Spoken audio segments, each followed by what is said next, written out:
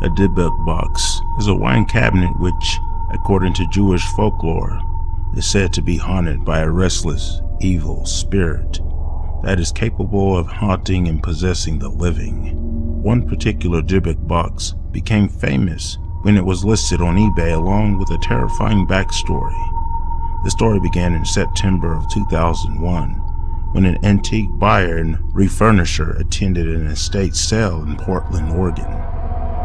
The auction was held to sell off the belongings of a 103-year-old woman, and her granddaughter informed the antique dealer of the woman's past when she noticed that he had purchased the simple wooden wine cabinet. The old woman had been Jewish, the only one of her family members to have survived her time in a Nazi concentration camp during World War II. When she immigrated to the United States, the wine cabinet and two other items were the only things she brought with her. The woman's granddaughter explained that her grandmother had always kept the box hidden away and said that it should never, ever be opened because it contained a malicious spirit called a Dibbuk. She requested that the box be buried with her, but since doing so went against Jewish tradition, her family did not oblige. When the antique dealer asked the granddaughter if she would like to keep the box for sentimental reasons, the woman refused, becoming very upset and saying, "We made a deal. You have to take it." The dealer took his purchase back to his shop and placed it in his workshop in the basement. Immediately, strange and frightening things started happening. He was called by his frantic shop assistant, who said that the lights had gone out, the doors and security gates had locked, and she heard terrible sounds coming from the basement.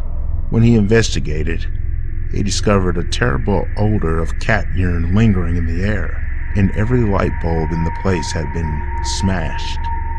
The dealer gave the wine box to his mother as a gift, and the woman immediately suffered a major stroke. In the hospital, she spelt out HATEGIFT, hate gift, as tears spilled from her eyes uncontrollably. He attempted to give the gift to several more people, but it was always returned to him within a few days. Usually because people just didn't like it, or because they felt that something about it was evil.